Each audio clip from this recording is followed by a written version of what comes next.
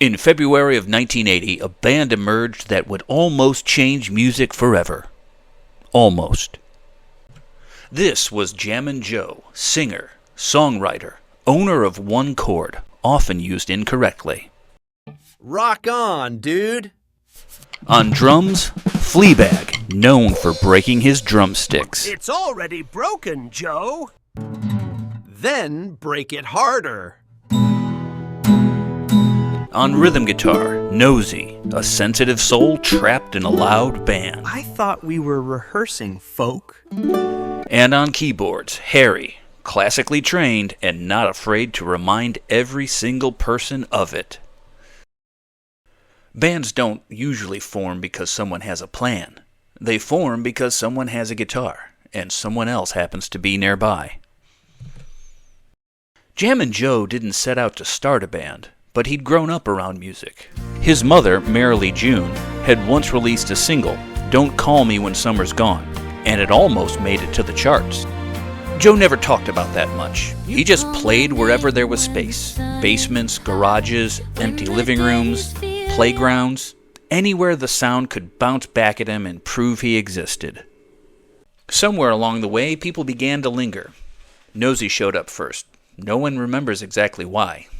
He didn't play much at the beginning. He just listened, nodded, and said the song sounded important. Harry came later, answering a handwritten sign that promised practice, but never explained what kind. He knew chords. He knew silence.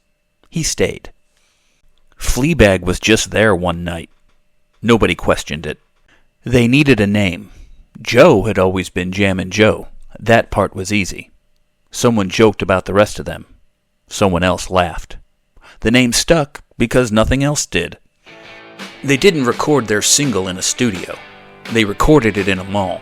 It was a place called Star Sound Express, wedged between a shoe store that never had anyone inside it and a pretzel place that always did.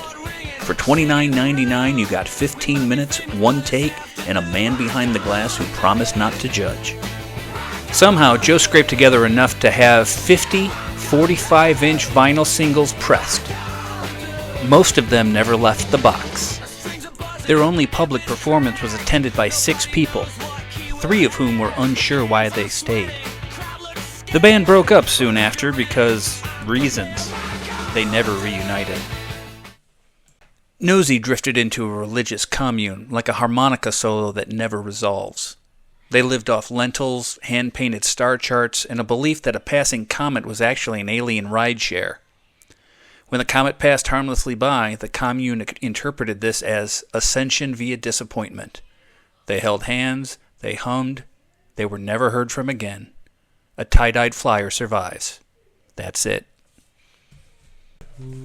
Harry sought silence, structure, and modes nobody could clap along to. The monastery accepted him immediately. He was already dressed appropriately. In the late 90s, their Mozarabic chant album became quite the cult hit among medieval music scholars, record collectors who enjoy suffering, and one NPR producer who played a track at 3:19 a.m. and never explained why. Harry never spoke in interviews. He didn't need to. The chants did all the work. Nobody knows where Fleabag went.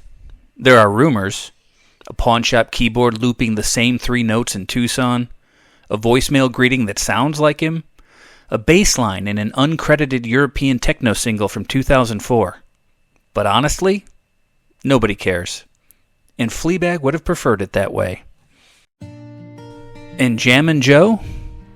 45 years later, Jammin Joe is still standing, still playing, still releasing 45s nobody asked for, but some people actually respect. And somehow, that's the most rock and roll ending of all.